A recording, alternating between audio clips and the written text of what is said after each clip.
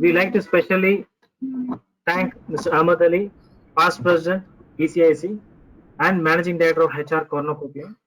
Mr. Ponappa, chair, HR expert committee of BCIC and vice president, employee resource management, TVS Motor. And Mr. B. Parameshwaran, mentor, HR expert committee of BCIC and director corporate, Toyota Industries Engine Limited, for curating this session for the benefit of our members at this crucial period. The panelists for today's session are Mr. S. Chandrasekhar, past president BCIC and managing director Baruka Power Corporation Limited. Mr. Parshuram, president-elect BCIC and president and whole-time director Toyota Industries Engines Limited Private Limited. Mr. Jayesh Chakravarti, co-founder, CEO, consultant and author, Recast Technology. Mr. Mahalingam, HR advisor and Marshall Goldsmith, stakeholders and a centered certified executive coach. Mr. Praveen Iyer, Managing Director, Relicare, Tech Services India and Adcock Ingram Enterprise. The session will be moderated by Ms. Meena Kumar, Global Leadership and Talent Development Leader, Sutherland Global Services. Ms. Shobha Kurvila, Principal Consultant, Cornucopia, will be the presenter for today's session. On behalf of BCIC, we express our sincere thanks to Mr. Chandrasekhar, Jayesh Chakravarti, Mahalingam, Mr. Praveen Iyer, and Ms. Meena Kumari for accepting our invitation to address on this important subject. We also like to thank all the participants for joining for today's session. We also like to acknowledge and thank Ascent Consulting Services for supporting partner for today's virtual panel discussion. We request all the participants to kindly mute your mic and webcam option. This is to enhance and keep the bandwidth strong as well as avoid any disturbance in the background. Please post your questions in the chat box only. Also be viewing the chat box for any specific instruction given by the organizer from time to time. The panelists will respond to the questions during the session, and in case time do not permit, we shall be sharing the queries to the panelists and shall revert back accordingly. Kindly note the organizers will be disconnecting those participants who switch on their mic or webcam despite of our frequent requests. May I now invite Mr. Ahmad Ali to set the context for today's session. Sir, over to you. Thanking you once again to all. Thank you, Prithvi. Thank you. And I'm not going to take any more time except is reinventing the organization. You know, I was talking with our president, Devesh Agarwal, and that we are developing a program. Yeah. I'm here. Good morning, Ahmad Ali. Good morning, Devesh. Okay, you want to say a couple of words before I start off? You know, it is such a pleasure to see two past presidents. I see Professor Chandrasekhar. Welcome, Chandrasekhar. And of course, you are there. And then now our incoming leadership, Mr. Parshuraman. It is so glad to see, you know, members of the chamber participating. And I also wanted to thank the speakers you know, for sharing their time and of course for the insights that they are going to share with all the attendees. Today's topic is of course extremely important. Just this morning, I was reading about my favorite brand, Harley Davidson, having, you know, laid off its chief financial officer. And I said the companies that will survive are those who react quickly and react properly to this ongoing crisis.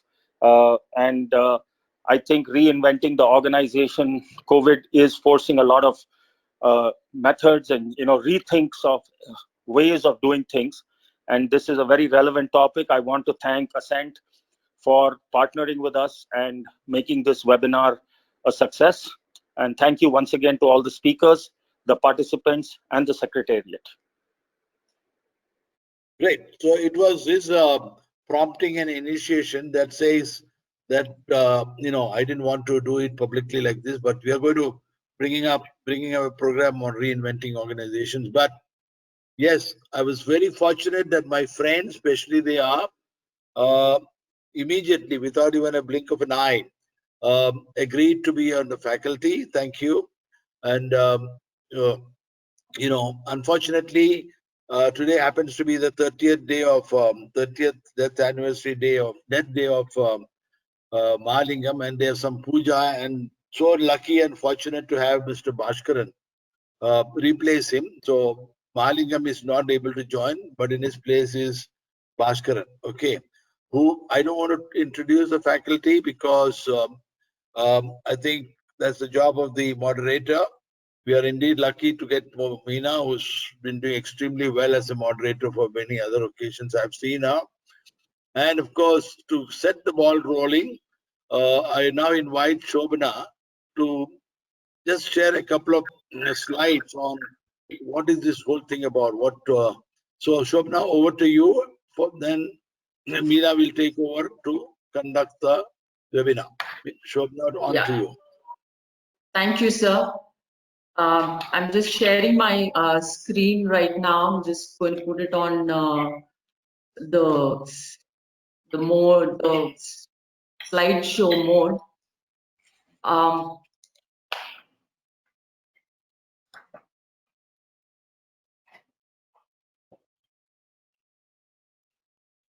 I'm just trying to do that. Anyway, I'll just continue with this. I cannot. Doesn't matter, we can read it. Yeah, so I'm just going to go on to talking about the bottom right. Seems to be an issue here. To get it on the slide. Yes, click on that. Bottom right. Yeah, I've been trying to do that. Madam, maybe you just click F5. Just press F5. Doesn't seem to be moving. Anyway, I'm just going to go through the slides now without wasting too much time. And good morning, everybody. And a lot of things has been talked about, you know, the COVID, how it has disrupted the business and all of that. Actually, it takes me back to 1971 when I was a young child, and we had the war going on, and we used to have those, you know, blackouts. The siren would go off at 7 o'clock in the evening, and then we used to have the blackouts happening. So that was an experience. But when I compare it today, it's amazing how things have changed in the blinking of an eye, and the way we operate, whether it's at home or in the business, has totally changed. But along with you know, the disruptions that have caused, in trying times also bring new opportunities. So that's another bright spot that we have today. So going on to, you know, without much ado, looking at what has been the key in terms of the COVID-19, we have terms like social distancing and staying home and having a contactless economy, and how does all that kind of, you know, look at today's workplace.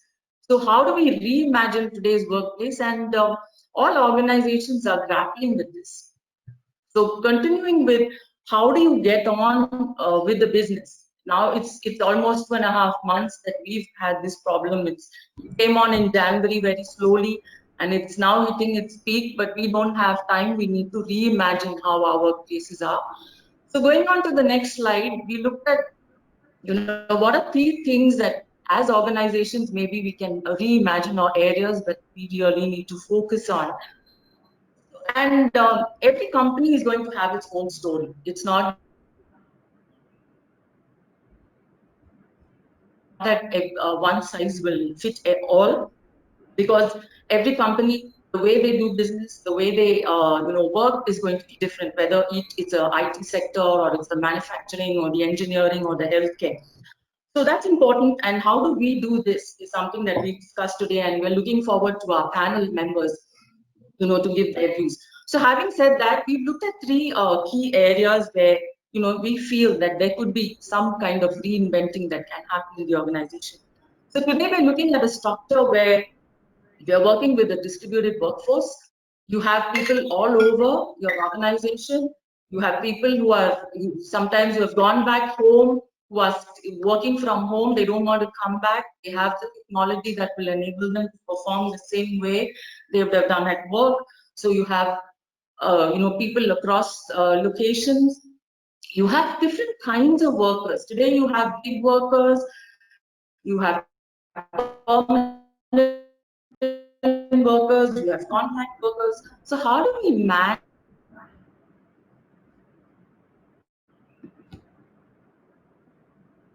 all of these people? What kind of structures will the organization be looking at? And when we talk of work from, is really support do these people need when they work from home?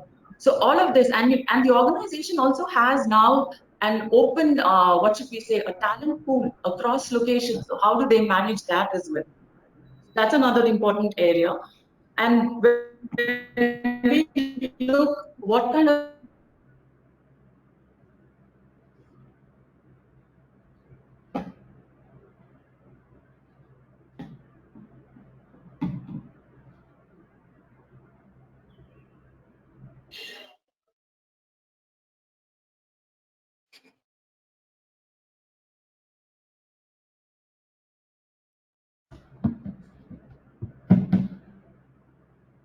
Nothing is audible.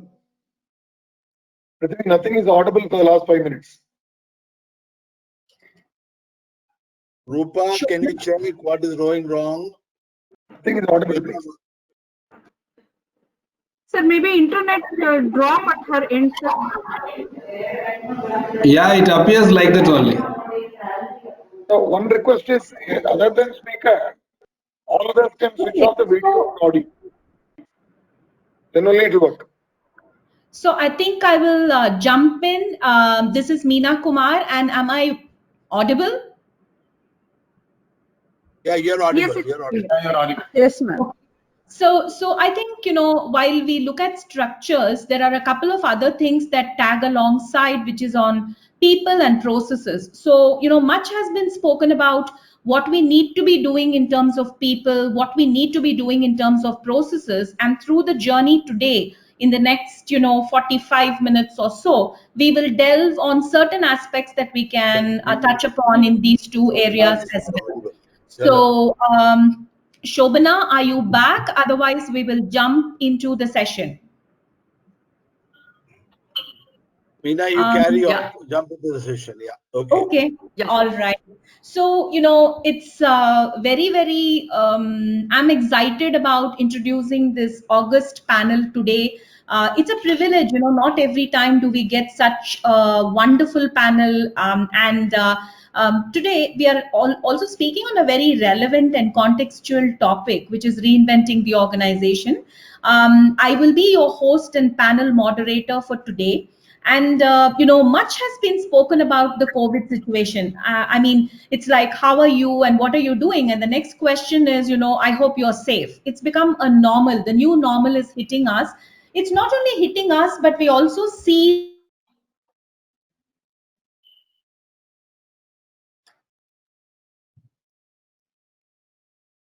Again, we are not able to hear.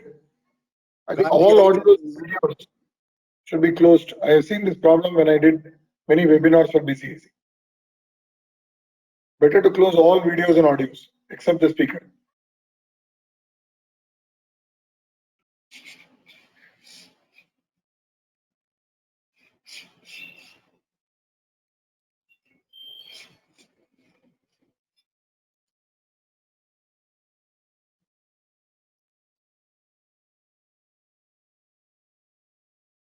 Hello.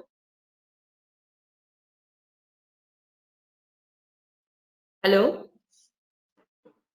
Yeah, yes, Meena. Yeah, this is Shobana here. Meena, I think we've lost Meena.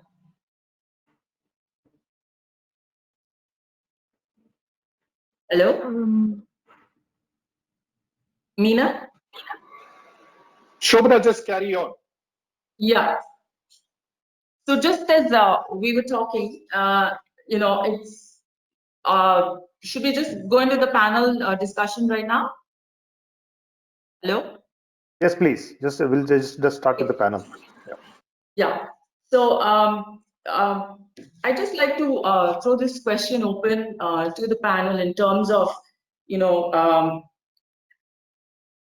what are some of the, we'd like to hear your views on all of the questions that we have. So Jayesh, I'd like to ask for you in terms of What are your perspectives on how COVID has pushed us to reimagine our workplace and the workforce? Yeah, thank you, Shobhan. Good morning, everyone. And if you lose me on audio, please feel free to shout so that I know that I'm just speaking into space then. I wanted to start with a 1-minute historical perspective. If you go back in time in world history, every time there has been a catastrophe or a cataclysm, it has always followed by some substantial change. And I'll give you 3 examples. Almost 2.5 billion years ago, there was something called the oxygen catastrophe, when the world suddenly had a surfeit of oxygen like we have now. 17% of our atmosphere is oxygen. That completely eliminated the anaerobic organisms which were there, and paved the way for what is today human beings and other animals. That was a big change. The second one, more recent, if you can call it that, 60 million years ago, there was an asteroid which hit the Earth, and because of which 75% of all living organisms died, including dinosaurs and everybody. That created a massive change, which was the coming in of mammals, and therefore paving the way for humans. And the third more relevant example is in the 14th century, 1335 to 50, there was the Black Death, which was the bubonic plague which hit Europe and Asia. Something phenomenal happened post that. Since 25 million people died all over the world, the outcome was that there was a shortfall in workers, and all of a sudden, working class, they were called the peasants or the serfs, were paid 3 times the salary. Women got empowered all of a sudden because they now could own land which was given up by their father or husband who died in the plague. And there was empowerment of women, there was an improvement in the working class, the feudal system diluted, and it started the decline of the feudal system. I give these examples to say that the COVID-19 or the pandemic we are going through perhaps is not as cataclysmic as those, but nevertheless, there is likely to be change. What are the changes with respect to work, workforce, and the workspace? Before I say that, another minute on the individual. What are the behavioral changes that's going to happen to the individual? And I think there are going to be 3 different changes which I want to allude to. The first change is consciousness of personal space. About 5 years ago or 10 years ago, when the new Bangalore airport was not open and we were using that old airport, a colleague of mine who landed from America made this statement, which didn't seem that important, but is very significant now. He said, Jayesh, every time I land in Bangalore, the first thing I lose is my personal space. People are now closer to me. They're just inches away. That situation, I think, is going to change because we are now acutely conscious, thanks to this word social distancing, of how we must maintain a certain level of a certain gap between each other. The second change, behavioral change, which I think individuals will go through, is to have a higher level of hygiene, which is excellent. Again, anecdotally speaking, a friend of mine who's in the senior management of Unilever worldwide, he's the chief operating officer, told me this. He said this word new normal is cliched, but his point was there is going to be a new normal. And his example is this. Prior to the pandemic, we used probably a sanitizer once in 3 months, or 1 bottle of sanitizer was kept for 3 months. Post the pandemic, we use 10 bottles a month. Now, when you have the vaccination and things settle back to terra firma, you still will use 2 bottles of sanitizers a month. So compared to the 0.1 to 2, it's a 10,000% or almost infinite growth. So there is going to be a change in behavior from a personal hygiene standpoint. The third one, which I would say is working in a minimalist fashion. And I just want to, on a lighter vein, say that you see me in this crisp shirt now, but you don't know what I'm wearing below. It could be a Bermuda shorts.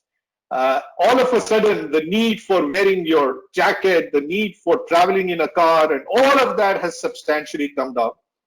Another example of this, anecdotally, I would say, I have a lot of friends in Amazon, India. They're probably 7,000 to 10,000 people.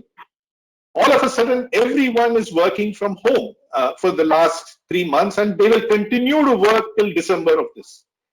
So minimalism, personal space, higher levels of hygiene are the three behavioral changes that I see happening to individuals.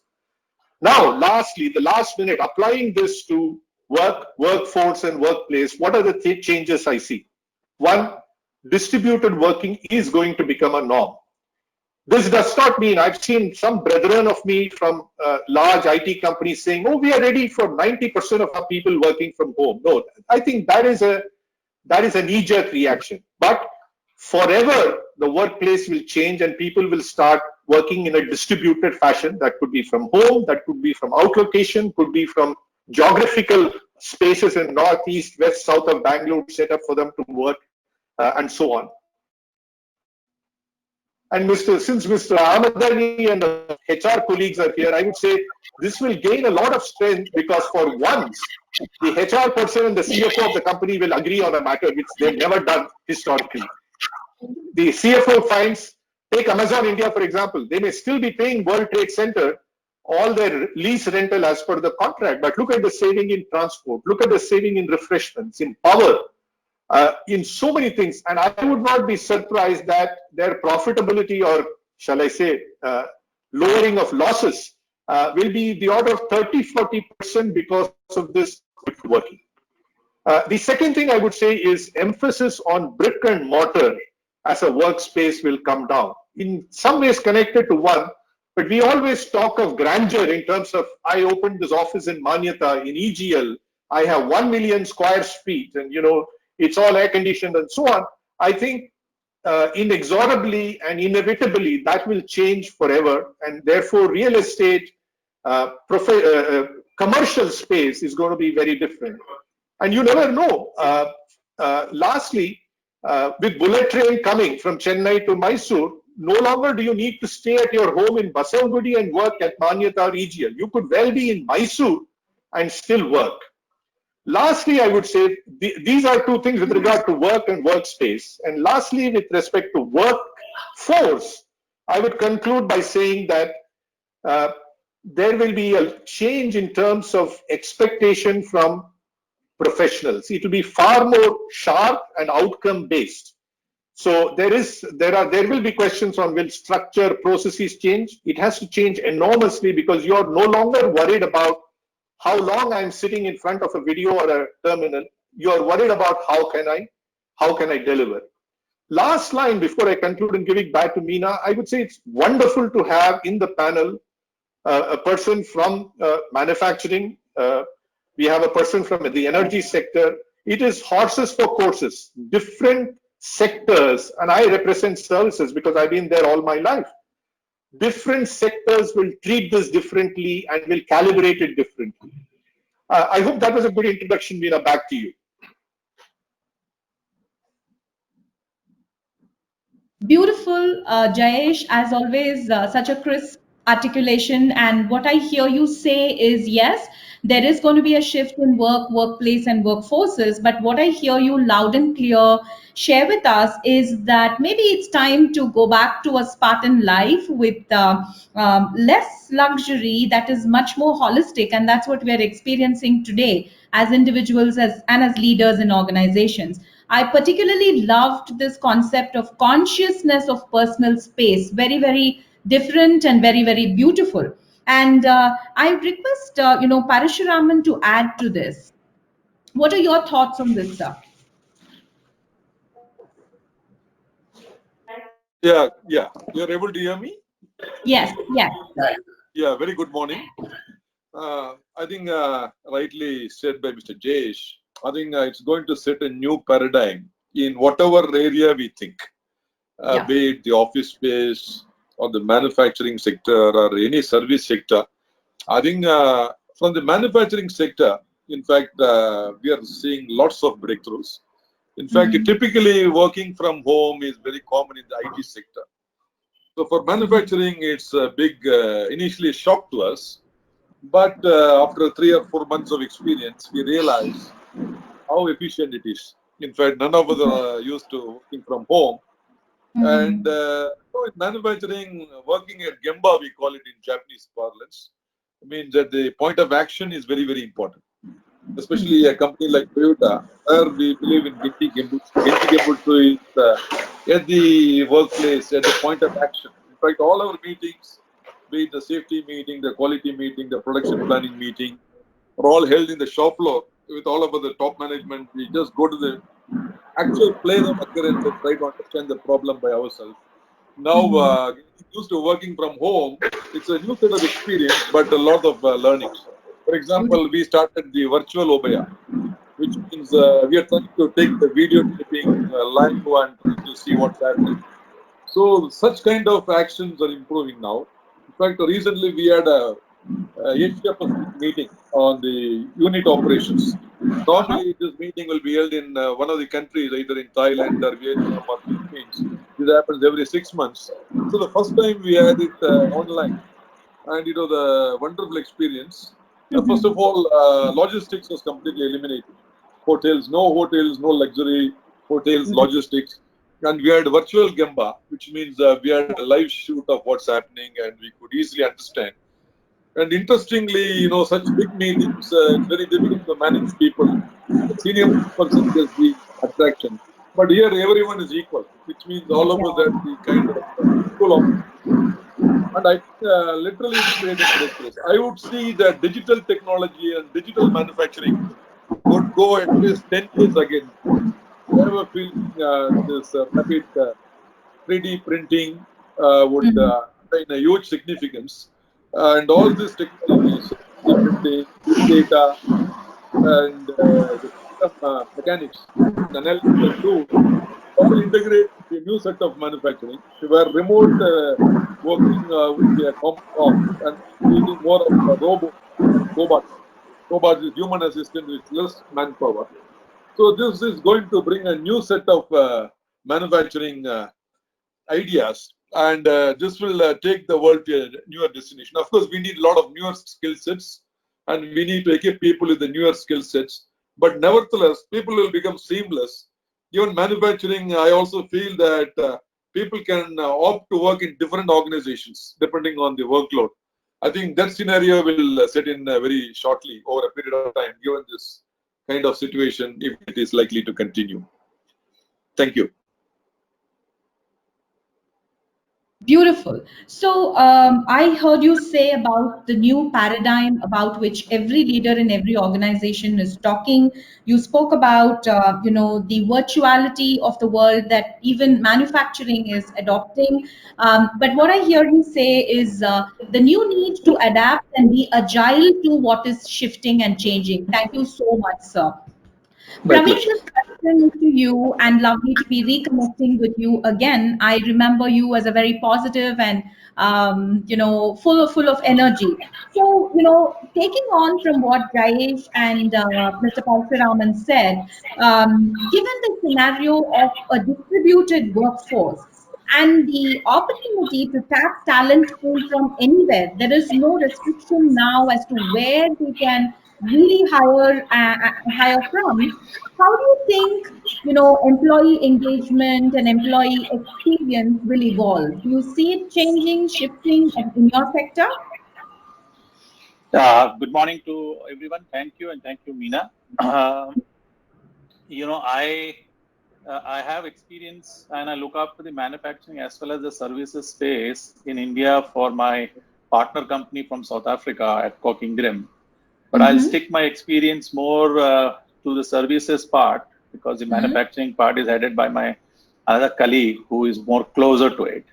Also, Meena, I will speak about what in practicality we have done post COVID-19, and what are the measures we have taken could be useful to the participant if they find value to what we have done. Yeah.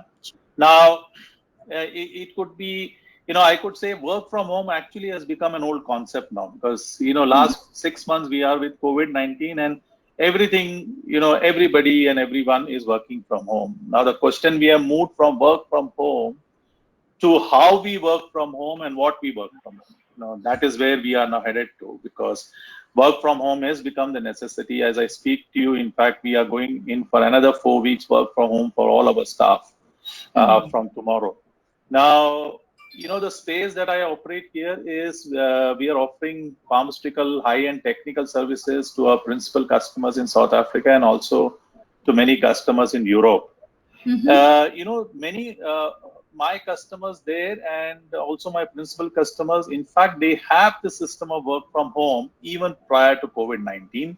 And when I interact with many of my European customers, this concept of a Friday working from home or a Thursday, Friday, Saturday, Sunday working from home is quite prevalent. Okay, so they have a bit of a head start. Whereas in India, we absolutely had none. Coming to office and showing your face was the most important requirement than, the work in that sense. So now, in terms of distributed workforce and talent pool, this work from home post-COVID has given us a big lesson and also an occasion to not compartmentalize people to the specific skills that you have taken them for, which is important. You selected people. I've got 85 high-end, PhDs, doctors, and pharmacists working for me. So obviously they were taken for specific skills, but compartmentalization has given now to decompartmentalization. You have to now search for additional addendum skills in people, and then work from home has forced us to use that. For example, if I may tell, IT skills. Now every company has a set IT department with 2 or 3 or 4 people there. I only have 1.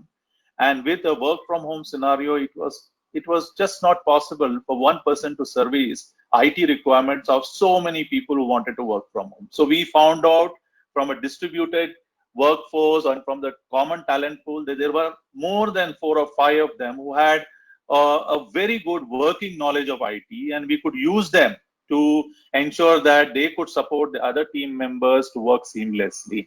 Also, the fact that when we all huddled and worked from home, we had to be very conscious, and as leaders, we had to be very conscious that the IT abilities available for people at home is very, very different from the positions that you work. As a senior member of the team, you may have a very excellent Wi-Fi, you may have backup power and all. Whereas low-level people working at a lower level, they lack those. So one has to be very conscious, one has to empathize. And what we did is we said, can we provide you UPS connection? Can we give you something that can get your power for 30 minutes? Okay, can we? And I, in my company, started paying people to get a high-end Wi-Fi. We gave additional Wi-Fi allowances because, you leave them like this, you leave them to work from home without giving them some support.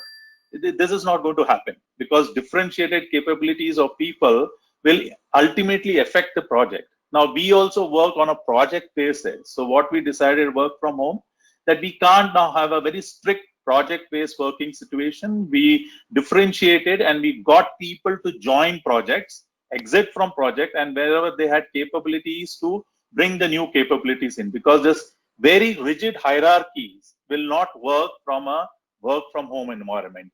The other thing is that working employee engagement, which was also important. So whatever we tried to do, it was important that we get the employees to understand. So we had a COVID crisis committee. We invited all the senior members and also the middle level management team and understood what they wanted, how they wanted this system to be set up, okay, rather than doing a top hand, heavy handed attitude and say, this is the work from home, this is the work you have to do. So making employees participate, ensuring that there is some amount of uniformity of all people working in the hours that is given.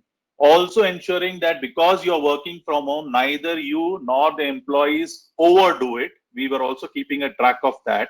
We don't want them to push themselves throughout the day, 24 hours, sitting in front of the laptops and trying to work from home. So some amount of systems and policies were introduced to see that people had some homogeneity in their ability to work from home, and they tied up with the other team members. So that was very important. People who had access to office, who were very closer to the office, who could walk down to the office, we have entrusted them to take care of the IT needs of the other team members who are far away from the office. We also, Wonderful. yeah, so those were the things that were done. And besides this, also ensuring that while the employees are away, the ability to have those touch and feel, have those small talks, have the small conversation We have introduced training session on webinars. We have introduced, social sessions on webinars. In fact, yesterday, Shobna connected one for our entire team. The whole idea is bring people together, make them feel that they are still part of the team. They can interact with the team on a common platform, so that experience of how they used to work from the office, they carry some part of that experience when they are also working from home, so that the team spirit, the camaraderie, all that is available. So learning session, we'll continue learn on this, but it will be happy to listen to people who have other experiences. This is just the gist of what we are doing in our office. Okay, thank you. Sure. Thank you, Praveen. And there are three things that emerge where you're talking of something like skill discovery, which is a very beautiful concept. You spoke about, decompartmentalization that you're experiencing, which is again very relevant. The most insightful piece was how you're actually working on employee engagement by involving employees and using empathy as a leadership style. So thank you so much for that very insightful input, Praveen. Moving on to Mr. Chandra. Do you see that there is a need to relook at organization designs, given the distributed workforce, given there is a newer way in which, collaboration is happening, technology is at the forefront? What are your thoughts on it, sir?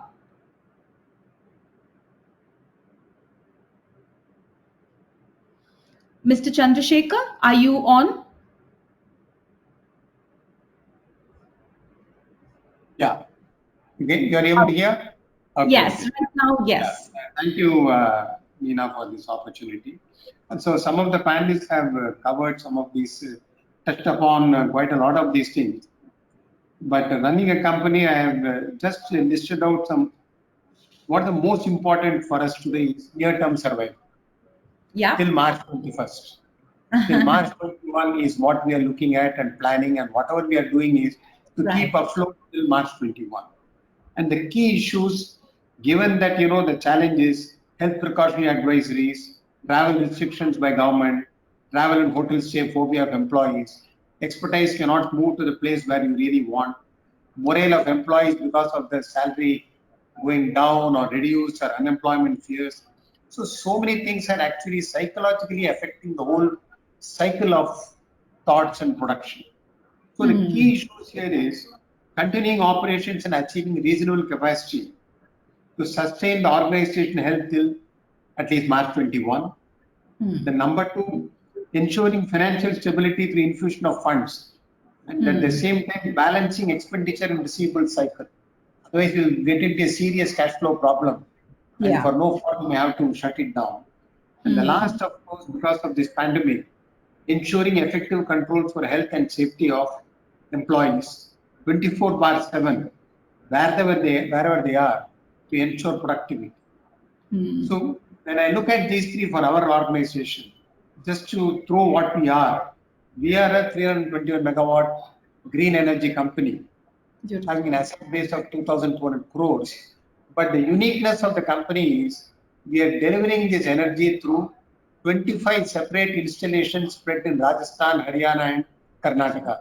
That means effectively I got 25 factories. Yeah. So, and it is a highly technical when you run a power station. But the senior expertise what I have is located in headquarters Bangalore, because I cannot have this expertise at every site. Right. So my key vertical heads, who are all senior electrical, mechanical, civil engineers, everything, who give decisions, cannot travel, but yet they have to take a call.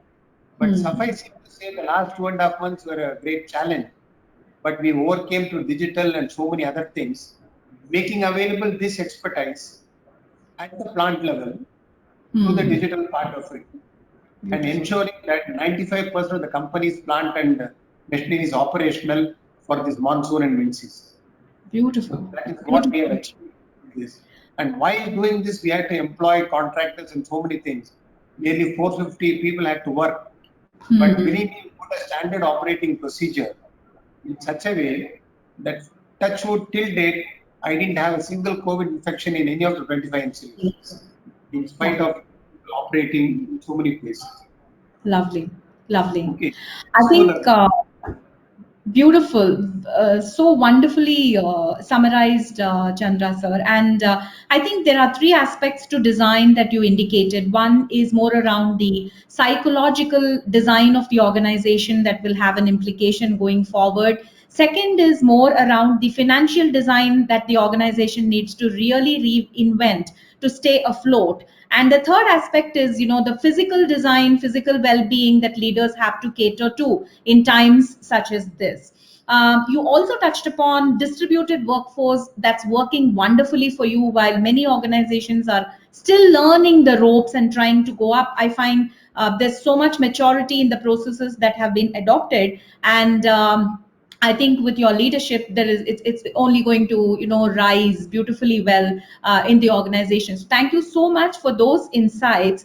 And I may I invite Bhaskaran for his views on, everything is changing. We heard experts talk about the way they've structured finances, spoken about physical, emotional well-being, talking about, distribution of skills and rediscovery of skills. And you had consciousness of personal space that Jayesh spoke about. What are your real thoughts on what will be the future capabilities look like? We are already seeing skilling and upskilling, reskilling is a given. What are your thoughts on the future? How do you see reskilling or upskilling evolving in organizations? And it's happening at a much faster pace than ever. Thank you very much, Meena, and a privilege to be here today. I just want to start by, I don't know, many of you would have read this book. There's a lovely book called Why Should Anyone Be Led by You? It's a book written by Rob Coffey and Gareth Jones. And for those of you who have read it, you know where I'm coming from. For the others, the book is a must read, especially in the current scenario. And it talks about this concept of authentic leadership and beyond. What makes today's leaders even more effective? As we have heard from the other panelists, the world is different, and what we know of the world today is going to be completely different 2 years, 3 years from now. I work with a whole host of companies. I'm a consultant, I'm a freelancer. I work with a whole host of companies across different verticals and different domains. My corporate career was in product development, high-tech product development, but since then I've been on to these kinds of things. I also work with a whole bunch of startups. And the thoughts that I'm going to share with you are the thoughts that people like them have given me. A couple of things is the concept of talent is going to change as we know it, right? So I'm not talking about the quote unquote workers, right? So there are, of course, an organization is going to be staffed by any number of those that are required, especially in a factory environment. But beyond that, the people who are really capable of making decisions, the people who are really going to advance an organization forward, these people are going to become talent on demand, right? So you can hire a person and everybody virtually becomes a consultant in that space. And I'm not saying that this is going to happen 3 years from now, 5 years from now. My son just graduated from IIM Bangalore this year, and he says many of his classmates have not chosen a full-time job. They are saying we will be freelancers from day one. And they are so confident of it. They're just saying, I can work for 2 or 3 companies. I know what they want. So the guy specializes in finance, the guy specializes in HR, the guy specializes in some domain or the other, but he is not stuck to a company. And I see this more and more happening with people who are engineers, people who are lawyers. We have seen this, of course, in the medical domain, but now we are going to see this happening in management and manufacturing and so on. So it is not just talent on demand, it is talent on desire. Do those people want to work with us? And this changes the meaning of skilling. It changes the competencies that managers and leaders have to bring to the table. As a leader, I think even more important than ever before is your ability to be agile. The ability to take risky decisions, to be able to change decisions on the fly, and then kind of move the organization going forward ever more rapidly, because yes, the world is that volatile. You're not going to be stuck with comfortable situations. So how can you as a leader reskill your thought processes, reskill your thinking to become even more agile, even more risk-taking. As a manager, it's a little different and it's even more complex. Number one, you are not going to be working with one team going forward. Every team that you work with could have people from different backgrounds, different compositions, etc. Not because you don't want to work with them, but because they may have found something else to work on that is more interesting for them. So managing dynamics becomes completely different, and perhaps the most important competence for a manager going forward is emotional abilities, right? So the ability to empathize with people, the ability to recognize people's strengths and weaknesses, to be able to use that is one of the things that they will have to focus on going forward. Managing team dynamics takes on a completely different perspective. How do you get people to work together who may not know each other? Right. I mean, the concept of birthday bashes, the concept of my family, I know your family. All of those things become a little bit more ephemeral. We are seeing situations where I just know your LinkedIn profile, nothing else. And honestly, I don't mind that, right? It doesn't matter that I don't know the rest of you. I just know the LinkedIn profile. How then is this manager going to manage team dynamics? How is he going to get people to work together in a meaningful way? That's the other kind of competencies that people managers have to build. On project management, I think a very important competence, and this we struggle with, is learning to use data even more robustly. Today, our project management practices are fairly intuitive. There's a lot of give and take happening. But if your team is distributed and you want to be on top of things, how can you use data much more in your? Actually, the brick and mortar industries are far more effective at this. It's one of their strengths. Yeah, absolutely. They know how to do this very well. I think there are other knowledge industries have to catch up on this. So learning to use data, learning to be collaborative, and to learn to use collaborative tools more effectively because of this. I'd like to close by a couple of other points. One is on the human aspect. We spoke about the fact that you are potentially going to get people from around the world working for you on your project and on your.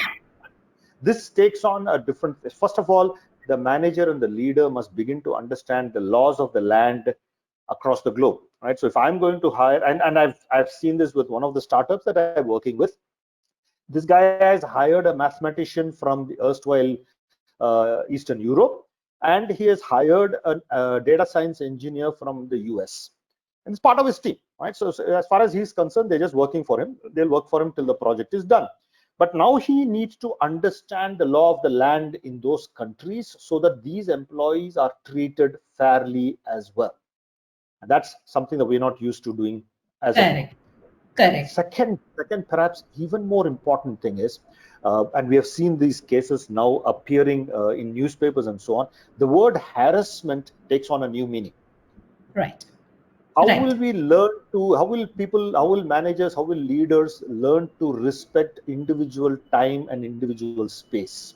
My lunchtime is my lunchtime, right? My weekend is my weekend. Stuff like this. And there are employees who are taking managers to task. Today, it is still under the hood, but employees are speaking up and saying, my family is upset with me because I seem to be in front of a terminal almost 14 hours a day. So my managers have to rethink the way they operate this. So to do all of this, I think what leaders and managers have to come to grips with is start building your own professional brand. You want to work with me, I must be a person that you look up to, that you would like to work with me. Right. So if I build my professional brand, I will treat you like a professional. Correct. I will treat you. One of the most important things in remote working is I don't micromanage you. I don't ask you every second what are you up to. So it is that level of professionalism that I will treat you with that is very important going forward. So for me, building empathy, learning to use data, understanding that working in virtual teams is a different ballgame altogether, building your professional brand and treating other people as professionals. These are the top 5 things that I think are the competencies that we will need going forward. Lovely. So that was beautiful. The two major insights I have are around authentic leadership that you spoke about, which is coming up in a very big way. And of course, the rise of the gig economy. And beautiful. So now I'm going to take the opportunity to invite Parashuraman to talk about, there's a lot of geosynchrony we are seeing in terms of collaboration that is happening globally. What in Toyota are you doing that helps better sense making of the multiple things that's happening around the world? And what are your thoughts on building systems, practices that will be more holistic in nature going forward? May I request everyone else to go on mute, please? Except Yeah. for Mr. Parashuraman. Thank you, Meena. I think it's a very interesting question. I think first thing in Toyota, in fact, we have a collaborative approach globally. In fact, it reminds me of the Altona plant we had in Melbourne. Whenever I used to visit that plant, I always admire the culture. 80 nationalities working for a common purpose. You know that in Australia, I think labor is a huge shortage. And they have a lot of immigrants from the rest of the world. And I was surprised to see the first time when I visited that plant, 80 nationalities are working for a common purpose, which means it is mind-boggling. Then when I visited the other Toyota plants across the world, I realized this culture was very strong. Then one thing when I really analyzed, I think the Toyota standardization is the key. In fact, if you look at Toyota Way, all our reports to the top management, be it $1 billion investment, is made in the form of A3 writing, which means we try to make the problem very clear, then get into the current situation, then we understand the challenges again, then we fix the target, then we prepare detailed root cause analysis, the summary of it, then the detailed action plan, all in an A3 paper. And I think it's very easy to make a 1,000-page report. Same report, if you have to make it in 100 pages, it's all the more difficult. But if you have to make it in a single A3 paper, you can understand the kind of thinking that has to happen, churning of again and again your brain. And through this process, everyone can understand the language. So that is something that is very powerful in Toyota, which means the standardization, be it our KPIs globally. We measure the global KPIs on a common language, be it the OA, what we call normally OEE in Indian parlance, the overall availability, the quality rejection rates, the PPM levels, and the human development index skill levels like attrition rates or the straight pass ratio. I think all these indices are standardized globally so that we have one language. And secondly, we have a seamless communication, which means the best practice of one plant is, cross-pollinated to the other plant in no time. I think that is something I used to always amaze, because the news reaches at such a space, and be it a good news or a bad news. That way, each organization is trying to learn and reflect the success or failure of the other plant. And thirdly, I think we have a very, very solid human development activity. It is, we select people and we always think that they are for the lifetime, which means that people once join Toyota, I think normally they retire. That's the kind of work-life balance we look at. And even be it supplier development, when we try to fix up a supplier, like if you take Toyota, we have only one supplier normally. If you take Suzuki or any other car manufacturing plant, they have 3 or 4 suppliers ideally. But we always, try to select people and we vet them for life, be it the employee or the supplier partner. So that kind of a culture is very strong. What we call the Guru Sishya Parampara, which means the boss teaches the subordinate, not just teaching. I think he is literally honing him, he is developing him on the basic things. And the tacit knowledge is passed on to the next generation, and it goes to the next generation like that. That's why if you look at Toyota, once a person joins as a team leader, he becomes a group leader, he becomes the senior engineer, assistant manager, manager. We have seen them rising to the levels of general managers and beyond. Therefore, the knowledge is retained within the organization. And all these things have helped Toyota grow globally. And through this practice, we are able to rotate people from one country to another country, and they're extremely successful. And another interesting thing is we are also developing people in Japanese language. In fact, that's one of the key KPIs that every organization across the globe is looking at. So we also try to develop our people. For example, I can talk fluent Japanese, read and write. I lived in Japan, of course, for 1 year. But all I'm trying to say is we also send our boys to Japan periodically. They get trained in Japanese language and they come back, which means they also try to talk English. Of course, it is slightly difficult for them, but they're also doing a lot of good practices. So this kind of a cross landing point across the globe is also helping us. Basically, I would say the key is standardization and common one language. Thank you.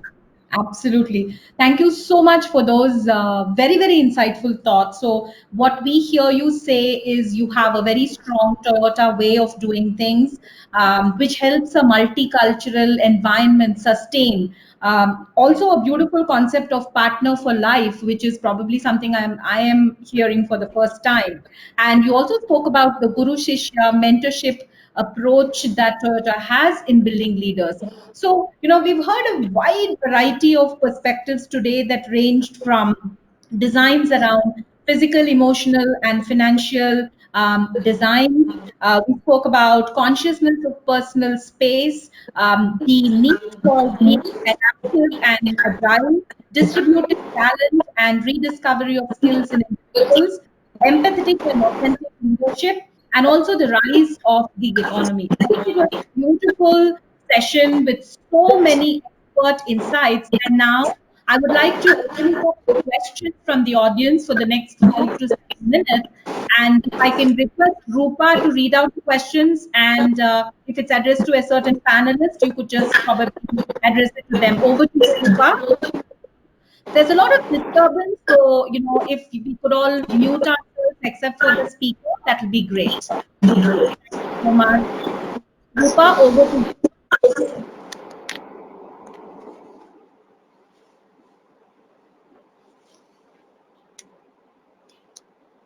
Is Rupa there? Yes, I'm here. Okay. We have one question from Dr. K.S. Ravichander. This question is to Mr. Chandrasekhar. He's asking, what about upgrading health insurance policies to employees? Maybe this is for the panelists. Chandra, would you be taking that up, sir? Yeah, can you just repeat the question? So it's about. Go ahead, Rupa. It's about upgrading health insurance policies to employees. Yeah, in the current context, we have checked with the insurance company that they are covering the COVID also as part of the existing. We have got a insurance policy for all the employees, including annual testing and everything. So it is covering that, but we are only watching whether we should upgrade the entire value of the policy. So we have got a certain limit for each employee and their family. Then we need to do that. And the other thing we have done is not only for the employee, we have done for the family. And we have a policy if anybody in the family who falls ill or gets COVID can be treated in that same policy. So that's a family policy for the entire family, not only the employee. So to summarize, you say that there is insurance that is available for COVID, and you are relooking at many of those aspects to suit what is to come. So thank you so much, Chandra sir. And I think we are running on schedule with just about a couple of minutes left. And I see on the chat window, Ahmed Ali has a question for all the panelists. So Ahmed, would you like to kind of share your question to the panelists, sir? Okay, to everybody, I heard excellent coverage, but couple of questions, especially for the manufacturing people, right? I'm sure there will be some jobs which will have to be work from home and work from the office. Okay. So when I talk to people, there is this question of salary restructuring. Do we pay the same? That's one question. Secondly, is there an opportunity now to make organizations relook at their salary structure to make it, like performance dependent? For example, if the company perform, like increasing the variable pay based on the performance as well as the company's performance. Otherwise, like in the COVID time, when companies did not perform, the employees' expectation is that they should continue to pay me the same salary. What we are not to be blamed. So, should we look at the salary structure? Should we look at the organization structure? Should we look at the performance appraisal system for people who work from home, all differently? So these are the questions I get as a consulting company now. So I would like to hear from our esteemed panel members their thoughts on this. Anybody can answer. Okay, over to the panel. Am I audible? Did you hear the questions? Yeah. Nina? Yes, yes. Yeah, Emadali, Praveen here. I will take a few of your questions. Is it okay, Meena, that I take it up? Oh, yeah. Yeah. This probably this is a crisis time. So any structural fundamental changes, one will have to approach very, very carefully, because especially salary is a very, very touch and feel subject.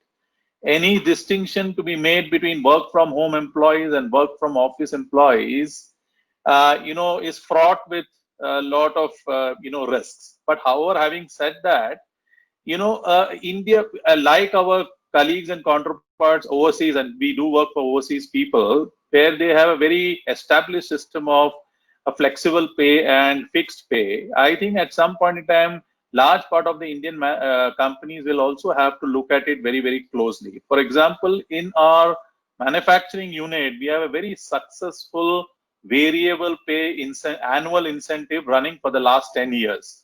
People think that in a manufacturing place, how can you have variable pay? But we have been running this in a very, very successful manner. So variable pay, but however, we have to be conscious that in an Indian environment, you may have to give some amount of surety in terms of, say, covering the people for inflation minimum at least, and then on top of the inflation, the balance increase to people can be stitched with a variable pay, both depending on the performance of the company and the performance of the employee.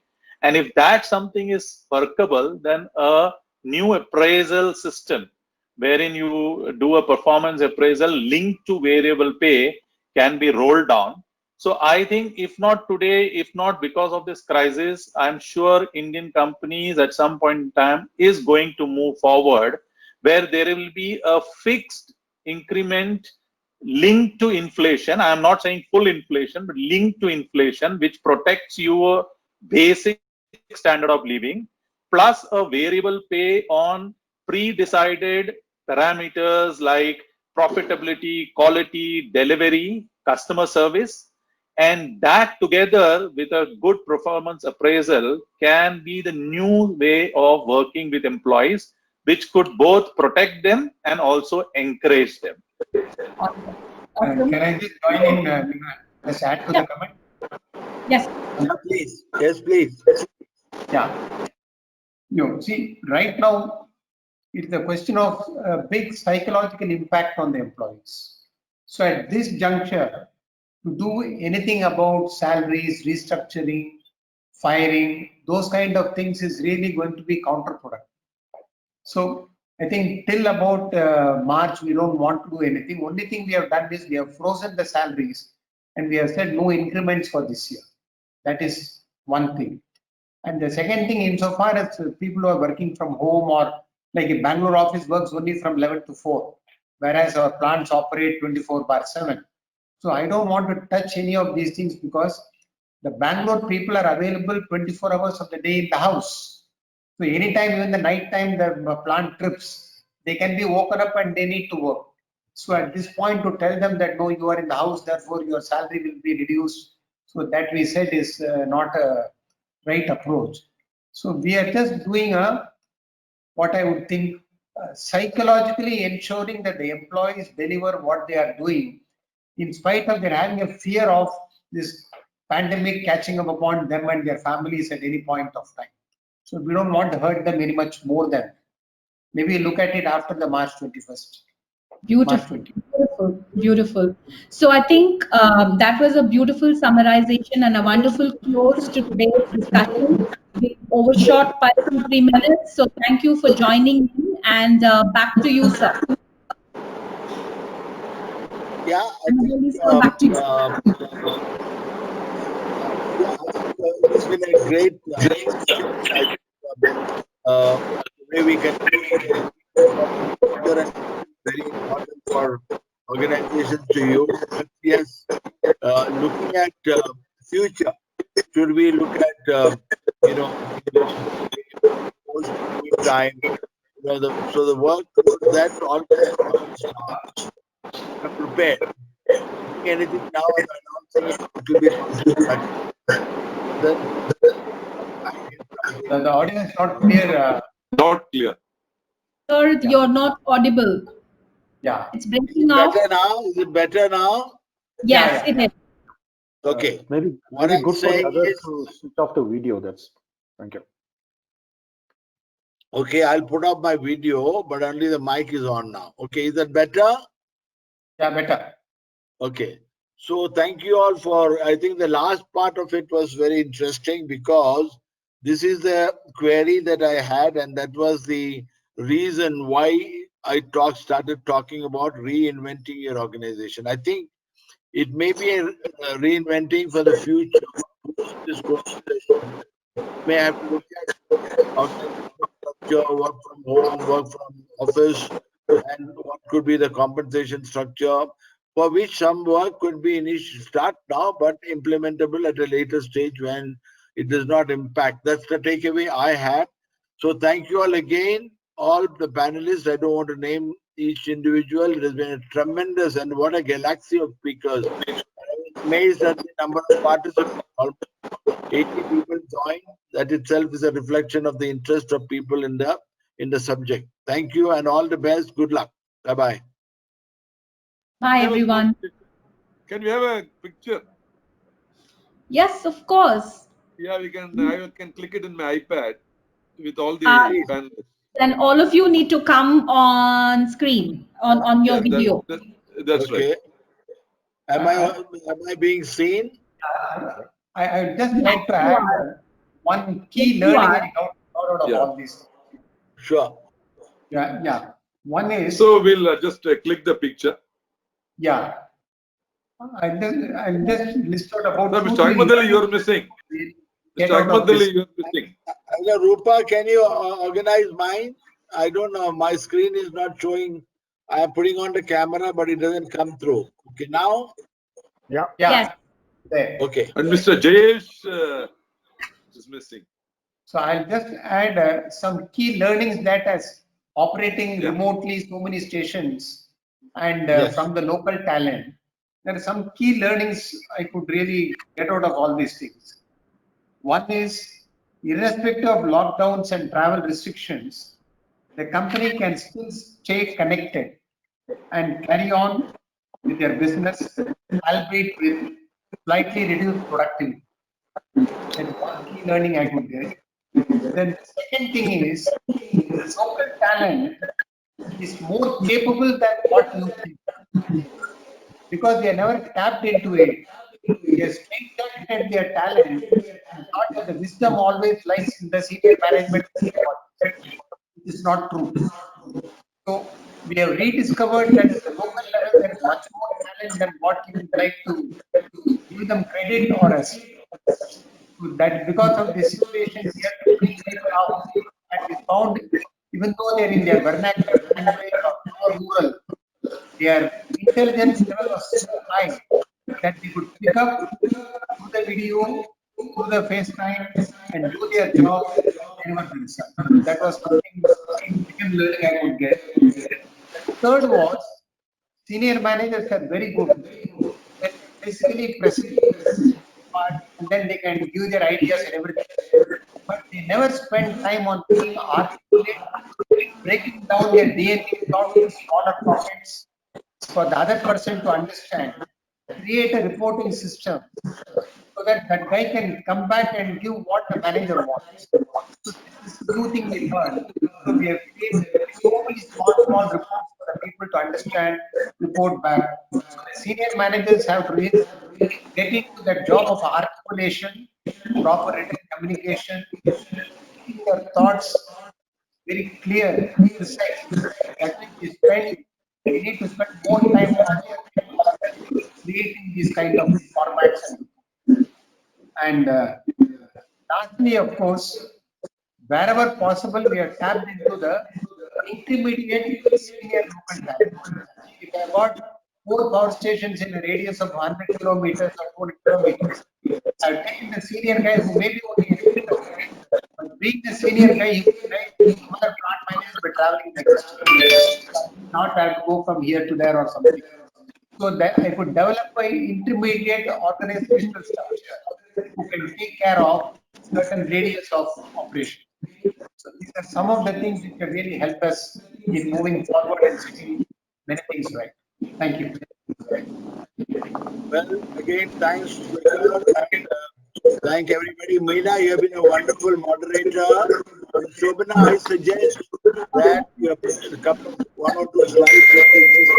You can send it on by emails to Prithvi, who will pass it on to everybody else. So thank you, and we are ending this webinar now on a fantastic note. Thank you. Bye-bye. Thanks a lot. Thank you. Thank you.